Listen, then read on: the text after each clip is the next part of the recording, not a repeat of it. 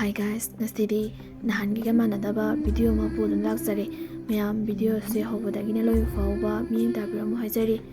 aduga mayam akoina hojik chattoriba akoi puliba mafamsina kwa kaithelnebako aduga akoina chatoisina yari poktaneba Kishan naina student ama naunpa ama makutta jaramaru palaga jaramaru changaga leibado yam thina sokpai naudo adudu manakta chatlaga akoi ngamjaba haidi mateng khara tawba chhabani aduga mayam video se hobodagina loibafw mityng tabiyo mo haijari aduga mayam pukchan chawba haidi mayam nasu nuksibiduna Kishan gi anaba sida thuna phagalaknaba isorda thangnabiyo aduga ngamjaba mateng khara da orestu tawbiramo haijari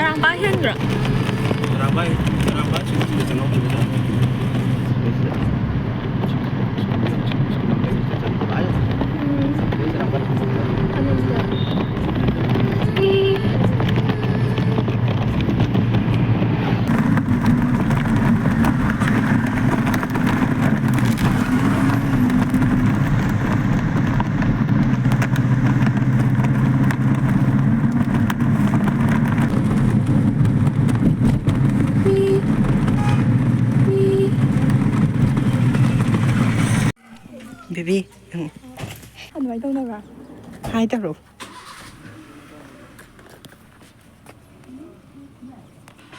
Asila ito, tapos na celebrity sa bahay mo. Buwan sa tehore lang mahapas loan because.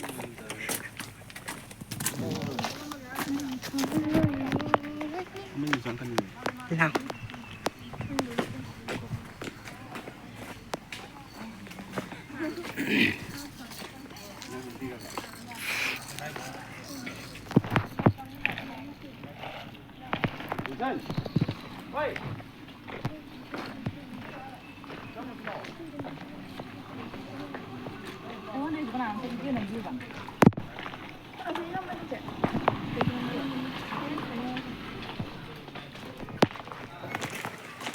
Hi, Taro, baby.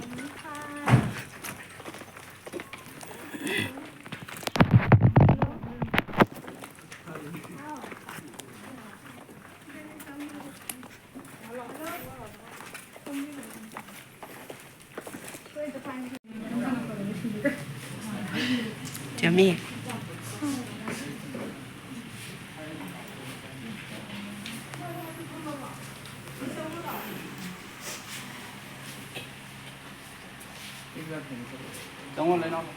Hi, Taro.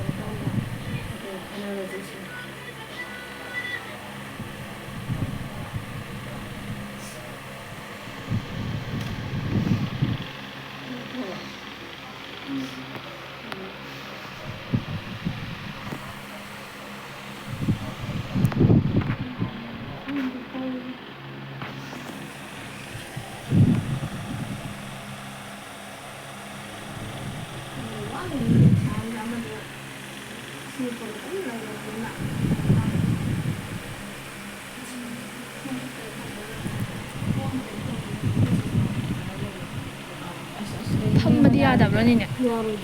ꯐꯝꯕꯁꯤ ꯌꯥꯗꯕ꯭ꯔꯥ ꯐꯝꯕꯗꯣ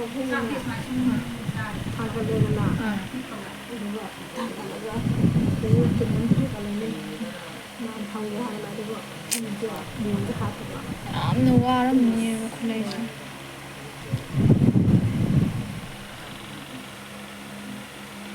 ꯅꯨꯡꯗꯥꯡꯁꯦ ꯇꯨꯝꯗꯕꯣꯏꯅꯤꯗ ꯃꯥꯗꯤ ꯇꯨꯝꯕꯔꯣꯝꯅꯤꯅ ꯑꯉꯥꯡꯅꯤꯅ ꯃꯥꯅ ꯁꯥꯞꯄꯗꯤ ꯄꯥꯛꯅꯒꯗꯅ ꯑꯃꯨꯛꯁꯨ ꯄꯥꯛꯄꯤ ꯐꯧꯕꯗꯨ ꯈꯣꯡꯉꯥꯎ ꯃꯥ ꯁꯤꯅ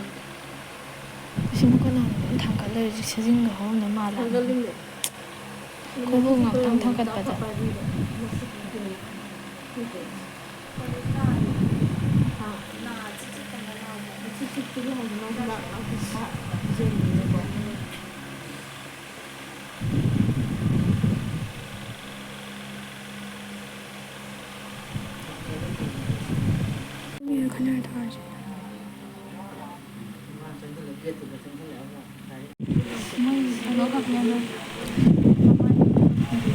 mi amade photo kapo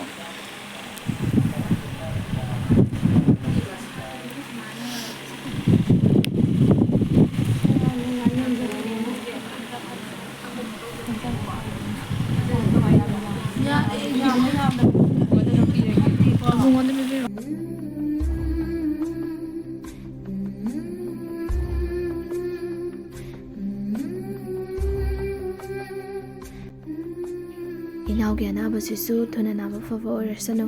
ꯑꯗꯨꯒ ꯃꯌꯥꯝ ꯏꯅꯥꯎꯁꯦ ꯃꯄꯥꯟ ꯂꯝꯗ ꯄꯨꯔꯒ ꯃꯈꯨꯠꯁꯦ ꯂꯥꯏꯌꯦꯡꯕ ꯆꯠꯇꯣꯏꯅꯦꯕ ꯑꯗꯨꯗꯨꯅ ꯃꯄꯥꯟ ꯂꯝꯗ ꯄꯨꯕ ꯍꯥꯏꯁꯦ ꯄꯩꯁꯥ ꯅꯨꯡꯁꯥꯗꯤ ꯑꯗꯨꯝ ꯆꯪꯒꯗꯕꯅꯦ ꯑꯗꯨꯗꯨꯅ ꯃꯌꯥꯝꯒꯤ ꯁꯥꯏꯠꯇꯒꯤ ꯅꯣꯏꯁꯨ ꯉꯝꯖꯕ ꯈꯔ ꯂꯨꯄꯥ 5ꯗ ꯑꯣꯏꯔꯁꯨ 10ꯗ ꯑꯣꯏꯔꯁꯨ ꯃꯇꯦꯡ ꯇꯧꯕꯤꯔꯝꯃꯣ ꯑꯗꯨꯒ ꯚꯤꯗꯤꯑꯣ ꯑꯁꯦ ꯁ꯭ꯋꯥꯏꯗ ꯁꯨꯝ ꯂꯣꯏꯁꯤꯜꯂꯒꯦ ꯃꯦꯝ ꯃꯊꯪꯗꯁꯨ ꯁꯨꯃꯥꯏꯅ ꯋꯥꯅ ꯇꯥꯔꯕ ꯏꯃꯨꯡꯁꯤꯡꯗ ꯆꯠꯇꯨꯅ ꯍꯥꯏꯗꯤ ꯑꯩꯈꯣꯏ ꯁꯥꯏꯠꯇꯒꯤꯁꯨ ꯃꯇꯦꯡ ꯄꯥꯡꯕ ꯉꯝꯕ ꯑꯣꯏꯖꯒꯦ ꯑꯗꯨꯒ ꯑꯃꯅ ꯗꯣꯅꯦꯁꯟ ꯑꯁꯤꯗ ꯑꯩꯅ ꯌꯥꯝꯗꯕ ꯃꯕꯨꯡ ꯑꯗꯒꯤ ꯏꯆꯦ ꯑꯗꯒꯤ ꯏꯅꯥꯎ ꯈꯔꯇꯪ ꯑꯣꯏꯔꯁꯨ ꯍꯥꯞꯄꯤꯌꯣ 5-10ꯗꯪ ꯑꯣꯏꯔꯁꯨ ꯍꯥꯞꯄꯤꯌꯣ ꯍꯥꯏꯕ ꯃꯇꯝꯗ ꯍꯔꯥꯎꯅ ꯌꯥꯕꯤꯔꯛꯈꯤꯕ ꯂꯨꯄꯥ 50ꯗ ꯑꯣꯏꯔꯁꯨ 10ꯗ ꯑꯣꯏꯔꯁꯨ ꯍꯥꯞꯄꯤꯔꯛꯈꯤꯕ ꯑꯗꯒꯤ ꯑꯩꯒꯤ 이봉ꯁꯤꯡ ꯑꯩꯒꯤ ꯏꯅꯥꯎ ꯑꯩꯒꯤ ꯐ꯭ꯔꯦꯟ ꯁꯥꯔꯀꯜ ꯍꯥꯏꯗꯤ ꯃꯈꯣꯏꯁꯤꯡꯅ ꯍꯔꯥꯎꯅ ꯑꯩꯅ ꯇꯧꯕ ꯊꯕꯛꯇ ꯅꯪ ꯇꯧꯔꯤꯗꯣ ꯐꯩꯌꯦ ꯈꯣꯠꯂꯦ ꯃꯇꯨꯡꯗꯁꯨ ꯇꯧꯕ ꯉꯝꯕ ꯑꯣꯏꯌꯨ ꯀꯥꯏꯅ ꯍꯥꯏꯕꯤꯔꯛꯄꯗꯣ ꯑꯩ ꯌꯥꯝ ꯄꯦꯜꯂꯦ ꯉꯁꯤ ꯑꯩꯈꯣꯏ ꯃꯌꯥꯝꯅ